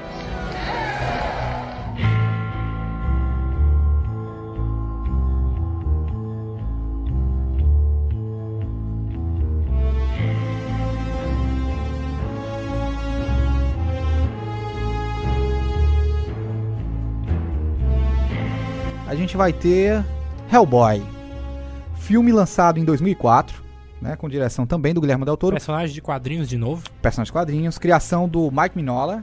Filme americano, ele fez o Blade 2, fez algum sucesso com um filme baseado em quadrinhos e agora ele volta a dirigir um filme de um personagem de quadrinhos. O que vocês têm pra gente? Só voltando aqui no Blade, ele gastou 54 milhões e faturou aí 82 e pouco. Então, já deu lucro, né? Foi o primeiro lucro dele. Foi 155 mais ou menos no total. De lucro, né, na bilheteria mundial. Então, sobre Hellboy, tem aqui finalmente o Ron Perlman, né, o marido do Del Toro, transformado, né, em protagonista. Primeiro filme em que ele é um protagonista. E assim, pra mim, o Hellboy definitivo. Vamos ver agora se sai o David Harbour, com o nosso xerife do Stranger Things, como novo Hellboy. O capeta em forma de guri. Mas eu acho interessante ter uma curiosidade sobre esse filme, porque Hellboy, né, significa o quê? Garoto do inferno, do né? Inferno, né? Capeta em forma de guri. É tipo a versão masculina da Megan Fox, né? Pronto, aí. Mas não é nem isso. O Guillermo Del Toro diz que é um filme que o próprio nome se anula, né? Porque é um nome cômico, Hellboy, gente. Só que, por incrível que pareça, nos Estados Unidos, a galera teve cinemas que recusou o filme, porque era um filme Hellboy, né? Falava de inferno. Tem alguns estados norte-americanos que são muito conservadores. E teve lugares que o filme saiu como Hello Boy. Hello Boy, já por causa do nome. Hello Boy, cara. Vai, o que a gente tem aí sobre A sinopse. Hellboy? Sinopse. Sinopse de Hellboy, que começa no passado, né? Que abre um portal lá de um... É um russo, né? É um cara que é lá que eu esqueci o nome dele. Em plena Segunda Guerra Mundial, ele abre um portal, só que acaba se lascando todinho. E ele passa... Quem passa do portal pra Terra é o Hell menino, né? Hellboy. Sim. É criança ainda, praticamente. Filho do demônio. Bebê. E ele cai na Terra. Filho de Lúcifer. E o John Hurt, né? Ele adota o menino, que ele tem até um nome, mas a gente não sabe, né? Ele chama de Hellboy e pronto. E ele abre uma divisão de pesquisa paranormal, uma coisa assim, né? E ele envia... Reúne os X-Men bizarros do... o Abe Sapiens, né? Que é o Doug Jones de novo, né? Que é muito parecido com o personagem do Na Forma da Água, que também é o Doug Jones. Mas, assim... Aí ele investiga uns casos, né? E o russo lá acaba voltando. E ele tem que deter o cara. É basicamente essa história. Personagem, a gente tem o Samael, um demônio que ele é trazido, né? E ele se multiplica. E esse é o grande antagonista do filme que o Hellboy acaba enfrentando, né? Trazendo aqui pro ouvinte um pouco, é um personagem dos quadrinhos, como eu tinha falado anteriormente. E basicamente ele é o quê? Ele é o filho do diabo. Ele foi mandado pra Terra com a missão de destruir, conquistar a Terra. Mas ele é criado pelo Coroa lá no orfanato, naquela divisão de, sei lá, de investigações sobrenaturais, e ele acaba se tornando uma pessoa boa. E ele luta contra esses instintos dele de ser uma pessoa ruim, de estar destinado a destruir a Terra, né? Ele acaba contrariando isso e se transforma num herói. O sarcasmo da história, a ironia da história é essa, né? Que o filho do demônio acaba sendo o herói que salva a Terra em vários momentos. Coisa de quadrinhos, mas que aqui entra a loucura do Del Toro, assim, os efeitos visuais, o personagem dele, o Abe Sapiens, né, que é um homem anfíbio, né, é muito bem feito, assim, visualmente, a maquiagem é incrível, o Samael é muito engenhoso, né. Animatrônica ali. Algumas cenas são CGI, mas a maioria é animatrônica. Foi o que vocês falaram, né, o vilão, que é um demônio meio quadrúpede, com 2 olhos, que tem umas tranças parecidas. Tem vários olhos, né. Tem vários olhos, eu acho. E ele tem umas tranças parecidas com a do Predador. Enfim, é um monstro bem grotesco, que é o personagem que ele tem lá na casa dele, o Del Toro, né? O tamanho real. Action figure em tamanho real. Entre aspas, real. Tamanho do animatrônico. E é um filme que, mais ou menos, aí tem um clima meio misturado de MIB, tem um negócio de MIB misturado com Lovecraft, né? Acho que é uma coisa bem louca. E é um filme que, assim, o Del Toro se diverte, ele cria, ali tá tudo que ele precisa. É um universo maluco, cheio de criaturas bizarras, que ele pode brincar com a aparência, que ele pode brincar com figurino, que ele pode usar cores, que ele pode fazer umas maquiagens muito detalhadas, que ele bota umas coisas grotescas, bota tentáculo, bota dente, bota olho, enfim... Ele consegue fazer o que ele mais gosta de fazer, que é essas aparências, que é essa estética. Agora que eu entendi porque você falou Lovecraft, né? Porque tem um monstro que o carecão russo quer trazer pra Terra e a gente só vê os tentáculos dele, né? O Cthulhu. O Cthulhu e o Nyarlathotep, né? O Nyarlathotep. É um deles. Então a gente segue... Assim, agora uma pena que esse filme não fez muito dinheiro, né? Ele custou 66 milhões, 66, olha. E faturou quase 100, 99 eu acho. 99 Mas milhões. ainda conseguiu fazer um segundo filme, né? Não sei como. É porque, assim, ele se pagou e, teoricamente, Ele se pagou, mas tipo, o 99 é tudo. Estados Unidos, mas o resto do mundo. É legal também falar aqui do Ron Perlman como Hellboy, né? Porque ele tá muito bem de Hellboy, né? É assim, grandão, falastrão. O personagem é carismático porque ele é piadista, ele é bem, né, ridículo. E eu acho legal dizer que parte dos músculos, do braço do ator que ele tá usando ali são... Umas próteses, enxertos, próteses, né? É um trabalho de maquiagem, de figurino maravilhoso. É um filme que eu gosto muito por causa disso. Acho que os méritos maiores são esses. Today we face the monsters that are at our door and bring the fight to them. Today we are canceling the apocalypse.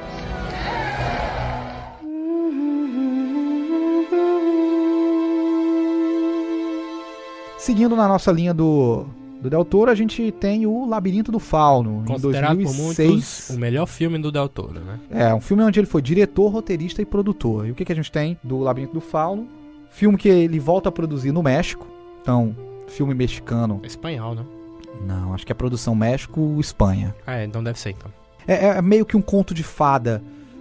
Alice no País das Maravilhas, versão adulta. Eu diria mais que ele é um filme mais dos contos de fada dos irmãos Grimm, sabe? Porque os contos de fadas da Disney são bem infantis, mas os contos de fadas originais dos irmãos Grimm são bem tenebrosos, são pesados. E o Labirinto do Fauno, ele vai mais pra essa linha. Por favor. E se passa em 1944, eu acho. Já acabou a Guerra Civil Espanhola, mas a gente sabe pelo contexto histórico que se tornou uma ditadura espanhola pelo Francisco, acho que é Francisco Franco. Então é na época que esse cara tava governando e conta a história de uma menina chamada Ofélia, que a mãe dela se casa com um capitão muito cruel, que eu esqueci o nome dele, mas eu vou chamar... Aliás, capitão, não é coronel, é capitão. E ela não gosta desse cara, ela tem que chamar de pai ou chamar de capitão, ela tem que chamar ele, mas ele não é meu pai, mas você tem que aceitar, é o que a mãe dela diz, né? Mas enfim, ela embarca numa jornada de fantasia quando ela encontra um bichozinho na estrada, eu não sei como é o nome Uma daquele. fada, talvez, né? Ela se bichinho torna uma fada depois, né? Mas é uma muriçoca da Espanha, né? Sim. Um bicho do pau. E ela encontra um labirinto assim antigo, né? E ela Dentro lá de um poço, né? Tipo num poço. num poço, e lá ela encontra um fauno que diz pra ela, ó, você é O a Fauno, princesa Moana. legal que o Fauno é o Doug Jones. Doug Jones maquiado. Aí o Fauno diz, ó, você é a princesa Moana, não a do desenho da Disney, mas você é herdeira. Aí ele diz, ó, você é herdeiro e tal, mas pra você voltar pra esse palácio magnífico, não sei o que, você tem que cumprir 3 tarefas, né? E é como a gente falou no da Espinha do Diabo, ele tem essa parte fantasiosa, mas ela não chega a ser uma trama primária, porque ela tem também a história dos rebeldes querendo destronar o capitão lá, e também a história dele, que Rebeldes também tá contra o atrás governo do... ditatorial na É, Espanha. Mas é os rebeldes contra o cara e o cara contra os rebeldes, né? Eles Sim. circulam nessas duas histórias, é magnífico, o cara consegue E tem a trabalhar trama da própria menina com o irmãozinho mais novo dela, né? isso. Sim. Porque ela não é filha do capitão. Ela é Não. filha da É de esposa do capitão alfaiate. com um alfaiate. Só que ela tem um meio irmão, que é filho do capitão, e no final, né, até um spoiler aqui, quando ela desce lá no poço e o Fauno faz a proposta, olha, agora você tem que fazer um sacrifício. É o terceiro e último sacrifício. Terceiro sacrifício. Ela vai- Tarefa. É um História, sacrifício. basicamente é isso, né? O Fauno diz que se ela quer ser a rainha desse mundo mágico, né? Tipo, a primeira ela precisa tarefa. cumprir as tinha tarefas. que ir de dentro de uma árvore e fazer alguma coisa com um sapo, uma coisa assim, né? Sim. Pegar uma chave que tá dentro do sapo. Sim. É meio bizarro. A segunda tarefa é justamente a cena clássica do Homem Pálido, que ela tinha que ir lá Pale Man, né? pegar... Que é aquele outra monstro, chave. eu acho que é a criatura mais icônica do Del Toro, né? Que se você ouvinte não sabe de qual criatura a gente tá falando, é aquele personagem do filme do Labirinto do Fauno. E se você não assistiu, é uma criatura que ele tem os olhos nas mãos, né?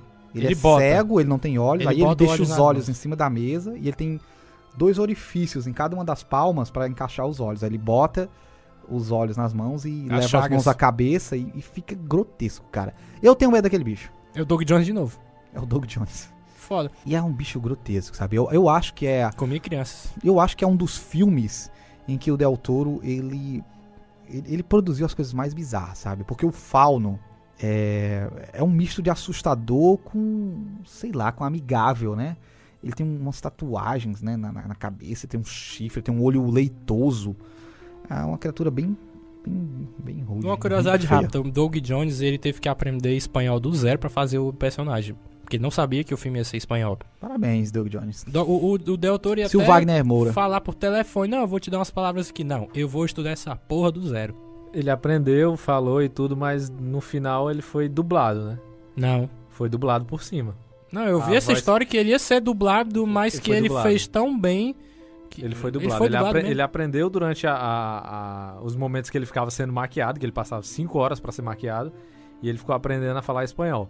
Ele aprendeu a falar, só que por cima o Del Toro decidiu colocar alguém falando dublado por cima da voz dele. Coitado. É um filme que concorreu ao Oscar, né, em algumas categorias e levou Ganhou 3. direção de arte, fotografia e maquiagem, assim, justíssimo cada um dos Oscars que recebeu. Eu acho que é o filme que consagra o Guillermo del Toro. Na minha opinião, é o melhor filme desse diretor, tá? É a obra-prima dele mesmo, é a joia dele. E Sim, a gente não terminou a terceira tarefa pra encerrar o filme. Que ela tinha que fazer um sacrifício ela tinha que sacrificar basicamente o irmão É. dela.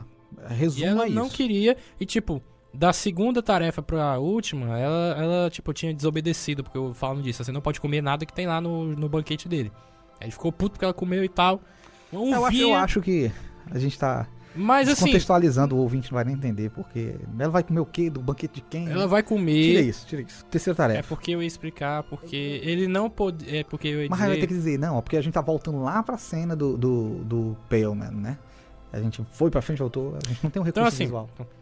Voltando. Ela acabou, Pra explicar quebrando a regra ela quebrou a regra na segunda na tarefa. segunda tarefa e o Fauno ficou putaço. Aí disse, ó, se você quiser ser a rainha e tal e concluir a terceira tarefa, você tem que fazer o que eu disser sem questionar. Aí ela, beleza, eu faço. Só que quando chega na última, que é passar que sacrificar o irmão dela, ela não quer. E ele fica de putaço de novo. Aí que já tá tudo pro caralho, né? Chegam os rebeldes, destruindo tudo. O capitão chega, ele entra no labirinto, ele persegue a menina. E a vê lá falando com ninguém, né? Sim. Segurando o bebê e falando com ninguém. Aí ele vai, pega o bebê e ela não quer, não leve. Aí ele vai lá e dá um tiro nela. Sim. E ela, o sangue dela que acaba sendo sangue inocente pra finalmente... Mas entrar aí nos vem reinos. um grande questionamento, né? Que o filme deixa isso em aberto, não sei se vocês têm essa percepção. Ela de fato passou para o outro lado? Era verdade todas essas histórias ou era coisa da cabeça dela, sabe? Era tudo... Ela é esquizofrênica, mano. Pivete era esquizofrênica e ali tudo era cor da cabeça dela. Mano. Porque eu acho esse filme ele muito metafórico nesse sentido, muito poético nesse sentido, né? Em todo momento ele brinca com essa questão de se de fato ela tá vivendo aquela jornada fantasiosa ou se aquilo tudo é criação de uma criança, da cabeça de uma criança que vive numa casa opressora. É uma válvula de escape dela, Válvula de escape de fugir dessa violência, né, desse universo. E no final ela leva o tiro e a gente fica sem saber se aquilo ali ela sonhando que ela foi pra esse paraíso, pra esse mundo mágico, ou se ela tá morrendo.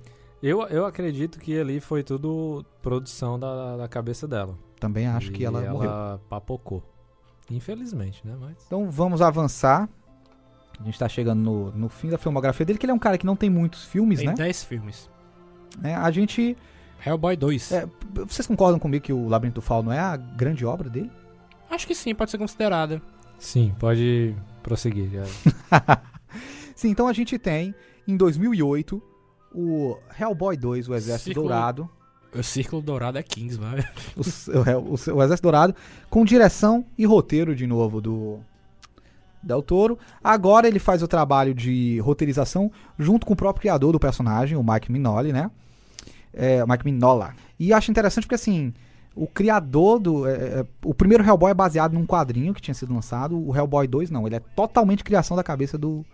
Não é baseado em HQ nenhum. O Exército Dourado não existe, não? Não tem nenhum quadrinho. Foi criação do Del Toro, mas foi criado junto com o Mike com Mignola. o próprio autor. Então, praticamente, né, o cara validou. Metade da folha, cada um escreveu o roteiro. Eu vou dizer uma curiosidade rápida. Eu era apaixonado pela princesa Nuala.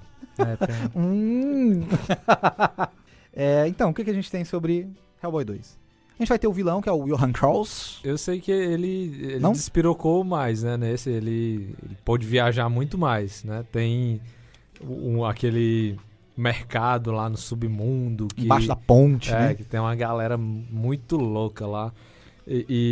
Eu acho, novamente, ela personagens visualmente muito legais, né? carregados, né? Tem Doug Jones de novo lá fazendo a morte. Aquela morte dele, caralho. Tá incrível. Aquele tá incrível. personagem O anjo da tá morte show. dele, né? Exato. É porque ele tem tipo uma coroa na cabeça, só que é uma coroa de osso que sobe da face, ele não tem olhos, e ele tem 6 asas negras. Cara, é incrível. Cara, eu viajo nas coisas do Del Toro, assim, nas viagens estéticas dele.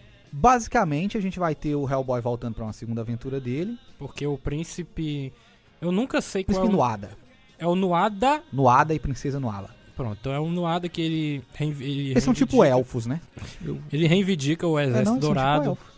Parece, né? Ele reivindica o Exército Dourado, óbvio, pra, sei lá, dominar o mundo. Não o lembro. Exército Dourado, vamos explicar também. Porque o Davi ele fala as coisas pro ouvinte, como se o ouvinte ele reivindica o Exército Dourado. Gente, quem é o Exército Dourado? Porra, se você tá ouvindo o cast do Guilherme Del Toro, você não sabe do que o filme se trata. Puta que pariu, o Exército Dourado é um exército antigo de máquinas, né? Que segundo as lendas é tipo um exército indestrutível, né? Porque eles meio que se reconstroem. Mas ele foi desativado, tá lá escondido numa cidade meio que subterrânea, uma espécie de labirinto. E o Príncipe Nuada, que ele é tipo um príncipe de fadas, ele pertence a uma espécie de fadas que lembra um pouco elfos. Ele reivindica esse exército porque ele quer, tipo, dominar o mundo. É basicamente isso, né? Um vilão de quadrinho, gente, quer dominar o mundo. e o Hellboy vai impedir. Basicamente a história é essa. Só que o que eu gosto nesse filme muito é justamente menos a história, porque é uma história bem clichê, mas a loucura visual do Del Toro. Ele mostra as cenas da morte. Tem aquela planta gigante, né? Aquela planta gigante. Que cena linda, gente. Visualmente linda. Pode dizer que não é? É muito A bonito. planta do Cthulhu. E joga o bebê pra cima e vai atirar na planta. Né? E o Hellboy fazendo Hellboyzices. E as armas dele gigantescas, né? Eu gosto das A armas pistola dele é irada. Tanto é que no final, né, ele entrega pro cara lá e sai, ele volta e não, vou ficar com essa aqui. É foda. Ele é demais. exagerado, né, mano? Ele gosta de coisa exagerada. E eu acho legal nesse filme que ele tira um personagem chato pra caralho do primeiro, que é o John Myers, né? Que é meio que o parceiro do Hellboy no primeiro filme, né? Que é um ser humano que, whatever, não leva a lugar nenhum. Até que ele não tá nem no segundo filme. Na época eu fiquei, vale, mas não vai que ter. bom, não que vai é ter ruim. o cara do primeiro, não. Eu fiquei assim, tá bom, mas não. Tá bom. Não fede nem cheira. Pois é. E o Hellboy 2 eu acho legal, por exemplo, o Zé Ninguém trouxe pra gente lá o mercado, né? É aquele mercado lá do Star Wars, né? Igualzinho, né? Só Porque tem muita criatura. Tem um bicho, cara, que eu acho bizarro que ele anda. Aí ele tem tipo um bebê no ombro, né? Só que não é um bebê, é um tumor que ganhou vida. Isso é o Vingador do Futuro do Schwarzenegger, né? Que tem um Cara, Chuck na barriga do cara. É um negócio assim, cara. E é nojento. E é uns monstros bizarros. E é tudo ou animatrônico ou Maquiagem. ou maquiagem. E o Del Toro, assim... Acho que nesse dia ele disse assim, pronto, agora eu vou brincar. Aí começou a criar um monte de criatura. Já, cara, Vou endoidar. Tem outro personagem lá também, grandão, que ele dá um murro, né? Junto com o Hellboy lá e quebra a mão dele lá. É também... uma cena massa, né? Nossa, É visualmente bacana. Ele, se eu não me engano, custou 85 milhões, mas ele teve a infelicidade de estrear uma semana antes de O Cavaleiro das Trevas. Ele E lucrou. Cavaleiro das Trevas, né, despirocou total na bilheteria, né? E ele lucrou quanto?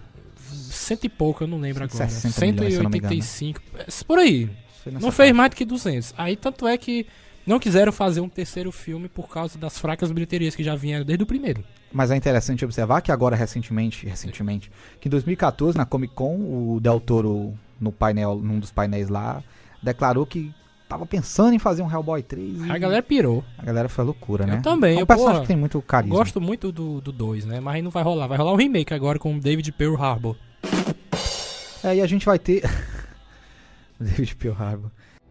Today we face the monsters that are at our door and bring the fight to them. Today we are canceling the apocalypse.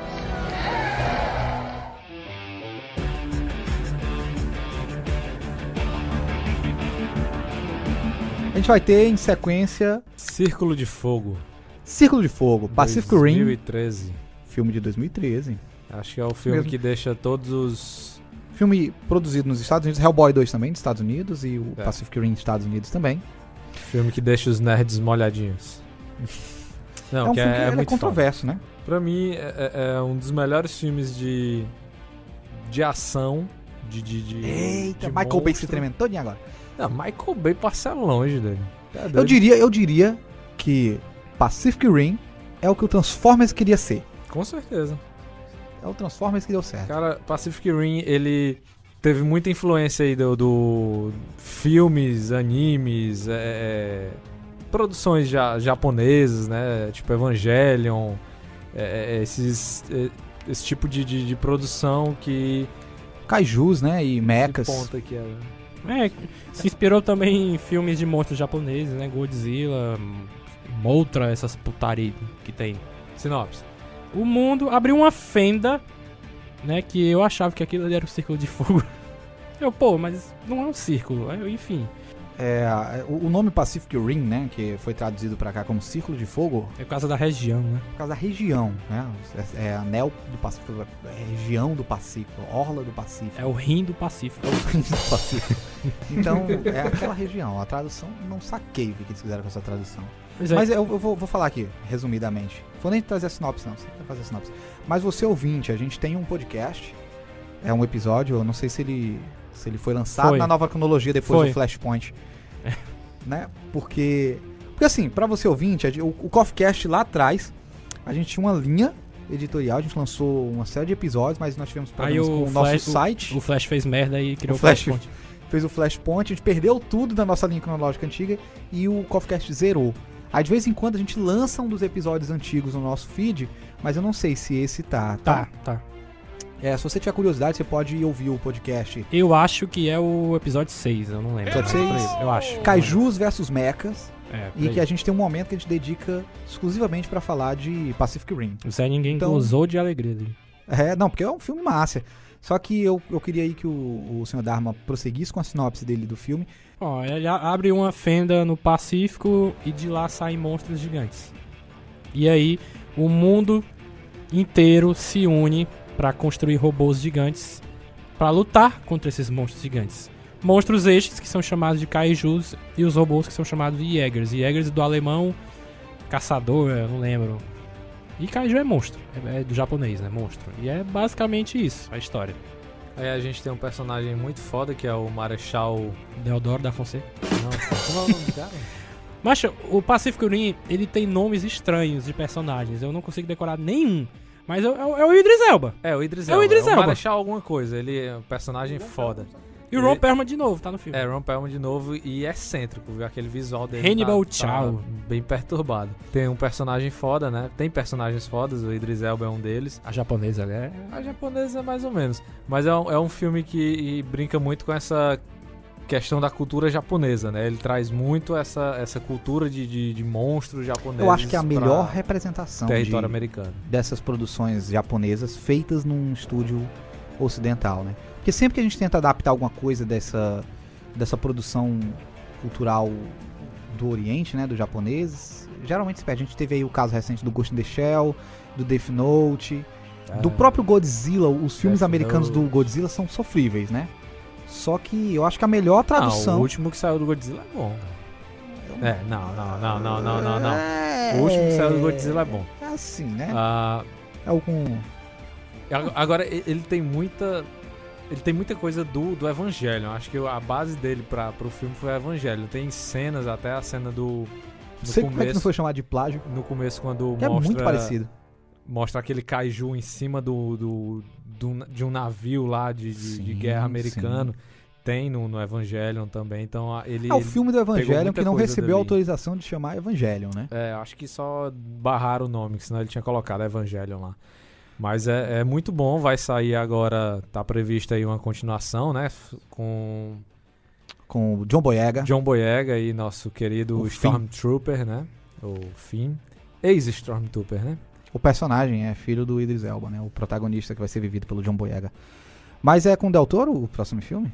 É a direção dele? Não, infelizmente Del Toro deixou aí a direção, né? É um filme que, assim, particularmente eu reconheço como filme do Del Toro pela aquela questão estética, visual, carregada. Você vê aquele universo dentro dos Jägers, quando os caras estão pilotando, né? Que é cheio de detalhes, cheio de luzes, de computação, Conexão de neural. conexões. Mas, salvo isso, eu não reconheço muito como um filme do Del Toro, não. É bem distante do que ele é tão produz. louco que ele criou a cabeça lá do Jäger, que é onde a galera fica. Ele criou o cenário real ali pra poder ser gravado aquelas cenas. Quer dizer que aquela cena dentro da cabeça, ele criou um set de filmagens no a formato. cabeça do Jäger. E os atores filmam dentro da cabeça de um Jäger de verdade. Exatamente. Ai, meu Deus do céu, meu sonho. Eu pagava pra poder ficar Gypsy Danger. fingindo que eu tô no Jäger. E é ele mexendo com monstros, né? Só que dessa vez o Del Toro resolveu fazer monstros do tamanho de navios, né? A cabeça dos monstros No do tamanho de navios, se tem uma cena que um Jäger pega um navio pra dar uma porrada no Kaiju, É verdade, é verdade. e a cena mais Ele foda luta do com filme, um navio, cara. a cena mais foda do filme, que é nessa cena, quando ele vai pro espaço e sai uma espada do braço estilo Power Rangers e corta o Pterodactyl É do monstro. basicamente Power Rangers, é um Megazord. Mas vamos lá. Pra o ouvinte, resumo de Pacific Rim, robôs batendo em monstros gigantes. O Transformers que deu certo, como foi dito. Próximo filme, a gente tem bilheteria desse filme? Pacific Rim? Ele custou 190 milhões de dólares e arrecadou 411. Foi 411 um sucesso milhões. mediano. Foi. Não, fez 100 milhões nos Estados Unidos e ficou aquela... Não vai ter sequência. Mas o povo chorou e vão fazer outro agora que vai estrear em março, que é o Pacific Rim Uprising, né? Ficou A Revolta em português. Que merda, mano, de título. O Brasil, BR, traduzindo coisas. Rui. É o Wizard. Custo da Wizard. Fisk. Se a gente ia ser patrocinado um dia por eles, ó, cancelou Fudeu. agora. Today we face the monsters that are at our door and bring the fight to them. Today we are canceling the apocalypse.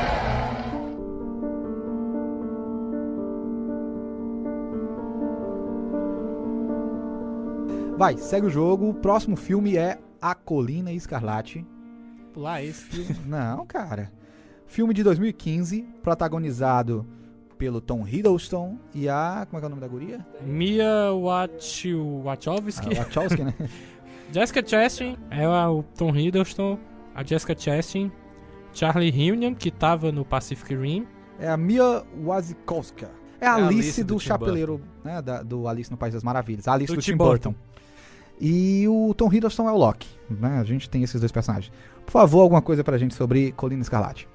Rapaz, eu lembro mais ou menos desse filme. Deixa eu falar. Porque eu não gostei muito, mas eu sei que ela é escritora, né? E vai parar no casarão. O seguinte... ele tentando voltar para as origens dele do humor. A gente viu que ele fez o Hellboy, ele fez o Pacific Rim, ele tava bem distante daquele gênero terror início, né, ali do Labirinto Fauno e tal. Então ele tenta voltar para um drama mais de terror, mais de suspense. Como é considerado no Wikipedia, é horror gótico, né? Um horror gótico. E a gente vai acompanhar a trajetória da personagem, a Edith, que é uma personagem que ela é uma escritora, uma jovem escritora, uma moça um pouco progressista, lembra muito as personagens da Jane Austen. E ela se apaixona por um lord lá, que eu esqueci o nome do cara, que é vivido pelo Tom Hiddleston. E ela acaba se casando com ele e vai morar numa fortaleza, numa mansão dessa família, desse boy aí que ela conheceu, na colina lá, que é a Colina Escarlate, que dá nome ao filme, né? A família dele faz fortuna extraindo uma lama vermelha do subsolo daquela colina. Só que até aí a trama tudo bem, parece uma trama tradicional de uma garota que se casou, é um filme meio que de época, né? Acho que deve se passar ali na era vitoriana, século XIX, final do século XIX, talvez. E basicamente até aí parece uma história normal, de uma moça que se casou com um lord, e o cara parece que tá falindo, e ela vai ajudar ele a melhorar. Mas o fato é que começa a ser um filme do Del Toro a partir do momento que a gente tem a introdução de fantasmas, né? Ela tem uma espécie de premonições, ela vê fantasmas. E aqui eu acho que tem o Del Toro falando uma coisa muito legal pra gente, que é o que a gente falou lá no começo, né? Ela é uma escritora e sempre que o pessoal pergunta sobre os livros dela, ela diz assim: eu escrevo livros com fantasmas, não livros sobre fantasmas. Eu acho que aí é metalinguagem do Del Toro pro próprio público, né? É ele dizendo, gente, meus filmes não são sobre monstros. Meus filmes são sobre pessoas. Foi o que talvez me frustrou ao ver esse filme, porque eu tava esperando um fantasmão mesmo o filme, né? Eu acho que ele tem uma pegada assim de tensão parecida com A Espinha do Diabo, né? Que é aquele filme do Diabo é muito melhor. Não, quer dizer, você vai ficando tenso, mas em momento algum você tem medo. Não é um filme de medo, ele é um filme de tensão. Basicamente é isso. Vocês têm números desse filme? Ele custou, se eu não me engano, 55 milhões e faturou 80 e pouco, eu acho. Foi pouco, passou muito pouco do orçamento. Foi um filme que não teve grande expressão. Eu acredito que o Del Toro, ele esperava mais desse filme, né? Porque visualmente o filme é impecável, assim. O figurino dos personagens, principalmente da protagonista Edith, é muito bonito, a questão dos vestidos e tal. Os fantasmas que ele traz são bem horrendos, assim, são bem Del Toro, são bem grotescos, bem exagerados. Ele é muito primoroso, né, com tudo que ele faz, assim, ele toma muito cuidado na construção do mundo e tudo. A questão do figurino, ele é primoroso com isso. Se eu não me engano, a casa, ele construiu também. Sim. A casa por completo, todos os detalhes da casa ali, sei lá, um enfeite que tem em cima de uma mesinha, foi tudo coisa dele, né? Lógico que uma equipe por trás, mas ele estava comandando aquilo ali.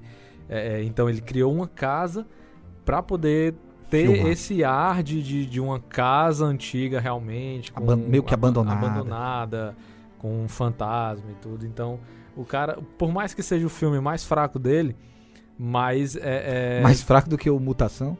Não, então o segundo mais fraco.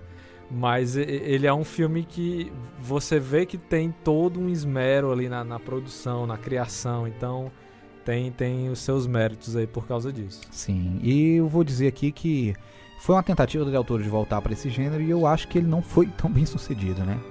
Acho que a gente pode seguir então. A próxima produção do Del Toro, eu vou mencionar só rapidamente. Em 2016 ele esteve envolvido com a produção do Trollhunters, né? Caçadores de Troll. Animação que está disponível na Netflix, né? Produção da DreamWorks. Ele dirigiu 2 episódios da série, né? Então a gente tem no Trollhunters, ele acompanha a história do personagem Jim, né? Que descobre que existe todo um mundo de trolls que lutam, trolls do bem, trolls do mal, Aí esses Trolls lutam entre si pelo controle do mundo e o garoto em algum momento acaba se transformando num caçador de Troll, que é um herói, basicamente. É uma animaçãozinha de criança, assim, super, super bacana, assisti a temporada todinha, gostei, inclusive. E eu recomendo sim. São personagens carismáticos, bem desenvolvidos, e aquilo do Del Toro de novo presente, que é criação de mundo. Ele cria detalhes, ele cria como é que esses trolls se espalham pelo mundo, como é que é a fisiologia deles, como é que é a sociedade deles, é tudo que ele gosta de fazer, e visualmente é um show, né? Ele é muito inventivo nos trolls. Tem troll com chifre, troll verde, troll que nasce grama, troll com 8 olhos. Ele brinca, ele vai ao delírio produzindo. E é um presente da DreamWorks pra ele, né? Porque ele já trabalhava com as animações da DreamWorks, né? Com produção. Mas os caras, não, vamos entregar isso aqui na mão do Del Toro. Today we face the monsters that are at our door and bring the fight to them. Today we are canceling the apocalypse.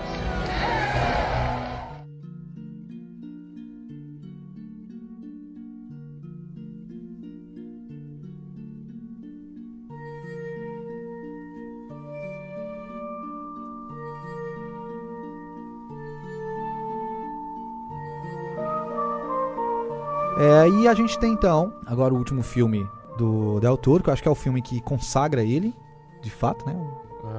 A Forma da Água, né? Que ele já ganhou prêmio aí de melhor direção, né? No Globo de Ouro. E o Nobel da Química, né? Porque ele descobriu a forma da água H2O. Puta que pariu. Pois é, ele ganhou melhor diretor aí no Globo de Ouro, tá Critics' Choice Awards também. Pois é, tá arrastando uma porrada de prêmio, é o grande favorito aí do Oscar. Favorito do Oscar. Ainda vai ter o BAFTA, aí se ele ganhar, aí pronto. Aí... E pra mim é o filme mais, como é que pode, sei lá, o filme mais sublime dele, assim. Pra mim tem uma questão de metalinguagem também, que eu achei foda, a questão lá do cinema. Conta a história de uma mulher chamada Elise, e ela é muda. Ela trabalha num órgão do governo americano, e ela tem uma amiga que é a Octavia Spencer, fazendo papel de Octavia Spencer. E ela acaba descobrindo que o Michael Shannon, o todo-poderoso Zod, ele chega lá com um monstro lá, um bicho anfíbio. E ela acaba se apaixonando por esse bicho anfíbio, né? Contar aqui de forma resumida para não contar muitos spoilers, mas essa é a história do filme. O filme se passa durante a Guerra Fria, né? Então o governo americano pega essa criatura para poder estudar, para tentar ter vantagem durante essa guerra. O outro lado, né? A Rússia tem um agente infiltrado que tenta sabotar para poder, já que eles não vão conseguir pegar o monstro, eles tentam pelo menos sabotar, né? Mas o que eu acho mais legal, de novo, a criação do mundo, né? Que toda a estética dos anos 50 que o Del Toro conseguiu trazer pra esse filme. Ele é muito bem ambientado.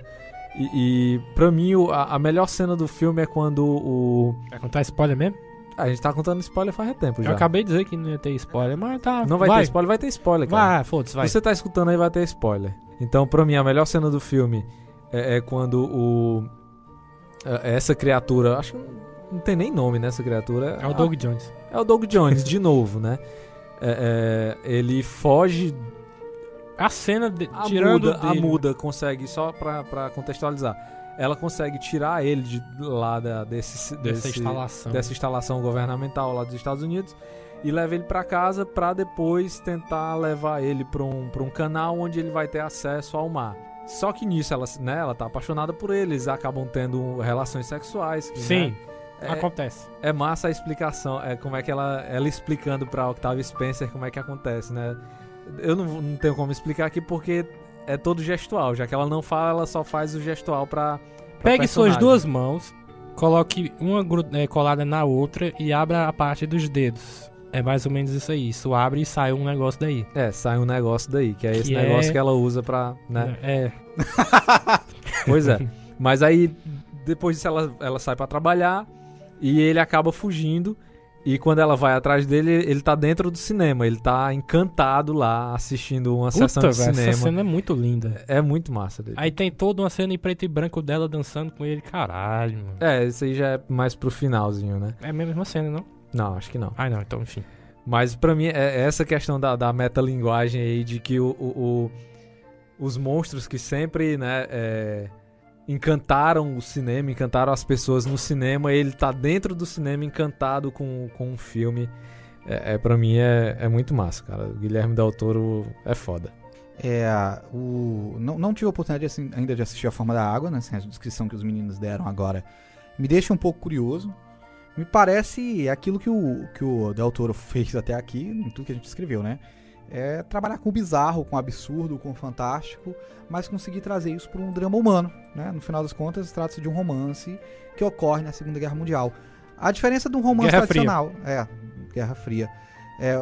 A diferença de um filme normal, por exemplo, de um casal de espiões, por exemplo, é que ele resolve botar esse romance com um monstro anfíbio. Tem como ser mais Del Toro do que isso? Vamos pegar a Guerra Fria, vamos pegar um romance. Peraí, como é que eu vou fazer isso aqui? Eu já sei. Ela vai ter um romance com um homem-peixe. Seria parecido com o que ele queria fazer com o Labirinto do Fauno, que a ideia inicial era um romance da mulher grávida com o Fauno. Que ia ser bem bizarro. Mas enfim, eu acho que esse é o último filme que a gente tem do Del Toro. Eu queria citar aqui que ele teve presente na produção de 2 games, né? Silent Hills, que foi cancelado. Tristemente cancelado. Death Stranding. Que vai sair, que é o novo do Hideo Kojima, né? Ele Hideo tava Kojima. fazendo Silent Hills, mas cancelaram, aí ele ficou putaço, saiu lá da... Calma, pera, Davi. Ele participou da produção do Death Stranding, e esse tá ok. Esse game ele está cotado, tá ok, tá tudo funcionando. Game com a participação dos atores, o Norman Reedus e o Mads Mikkelsen. O Norman Reedus, que é o Daryl Dixon do The Walking Dead, que tá no Silent Hill, né? Tava. E o Mads Mikkelsen, que é o vilão do Doutor Estranho. O Hannibal, da série Hannibal, vilão do Doutor Estranho e o vilão do Cassino Royale, James Bond. Pois é, Mads Mikkelsen é um cara mais conhecido. Só faz também. vilão, né? E a gente tinha ele trabalhando também num dos Silent Hills, né? Mas também do Hideo Kojima? Era esse que a gente tava falando. Era, ok. Porque o Death Stranding acho que é dele também, do Kojima. Por isso, porque ele tava no Silent Hills. Qual era a empresa? Acho que é a Konami. Konami, né? Aí ele chutaram o cara, ele ficou puto, aí ele foi pra Sony. Aí na Sony ele tá fazendo o Death Stranding. Então pronto. É um cara que ele é versátil, né? Que ele trabalhou com linguagem televisiva, que ele trabalhou com cinema, que ele faz parceria com... que ele publicou o livro, que ele fez parceria com o Mike Mignola pro Hellboy, um cara que agora tá trabalhando com games, quer dizer, é um cara bem versátil, o Del Toro. Pois é, ele fez um VR, tá sabendo aqui, pro Pacific Rim. Então acho que a gente cobriu praticamente as obras principais do Del Toro aqui. Espero que você, ouvinte, tenha ficado satisfeito em conhecer um pouco mais sobre a filmografia desse diretor, sobre a estética dele. Se tiver qualquer coisa que você acha que seja necessário acrescentar, que você acha curioso ou que seja interessante mencionar, fique à vontade para deixar nos comentários, né? A gente vai dar uma olhadinha, qualquer coisa a gente menciona para fazer alguma correção nos casts futuros. E eu queria convidar os participantes aqui pra gente, sei lá, fazer um fechamento. O que vocês acham que a gente tem de Guilherme Del Toro? Qual a opinião de vocês em relação a Del Toro? Como assim? Vocês gostam do trabalho dele? Não, eu acho excelente o trabalho do cara. Por favor, fala do Guilherme Del Toro, Seu Dharma e Zé Ninguém. Eu acho ele um diretor excelente, ele é um dos meus favoritos. Eu espero muito, se o Nolan realmente não ganhar, provavelmente vai ser ele mesmo que vai ganhar o Oscar. Eu tô muito feliz por essa conquista dele, né? Porque não é mais um diretor americano, e sim um diretor estrangeiro sendo reconhecido, né? A gente teve 2 anos seguidos o Inharrito. Aí ano passado o Damien Chazelle pelo La La Land, agora talvez, né? Ele de novo. Aliás, ele de novo não. O Del Toro ganhando. Então... é um marco na história do cinema mexicano e principalmente na vida dele, né? Cara, eu gosto muito do Del Toro. E ele é um cara que não para de trabalhar, né? Ele tem todos esses filmes aí, em paralelo a esses filmes tem vários, como foi dito, projeto com games, projeto com livros. E o cara tem mais projetos aí.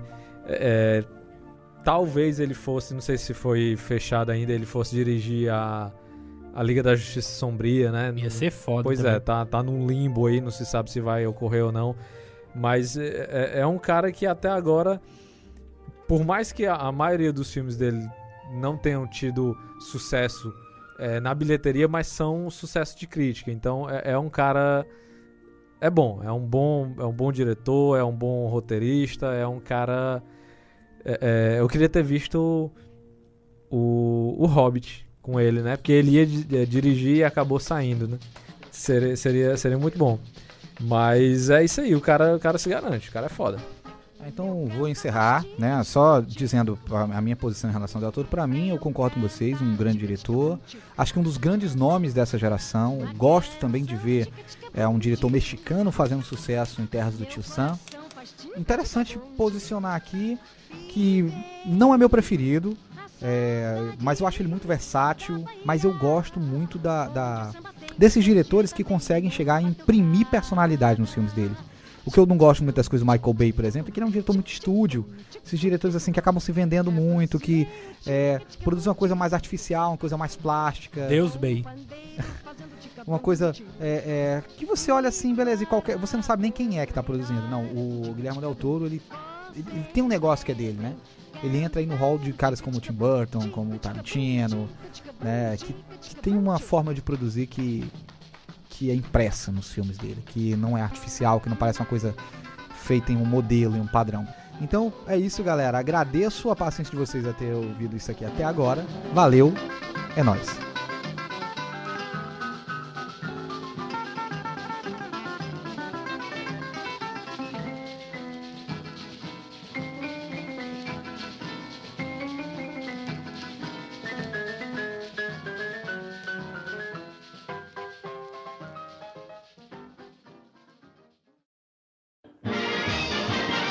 Esse podcast teve edição de Davi Cardoso.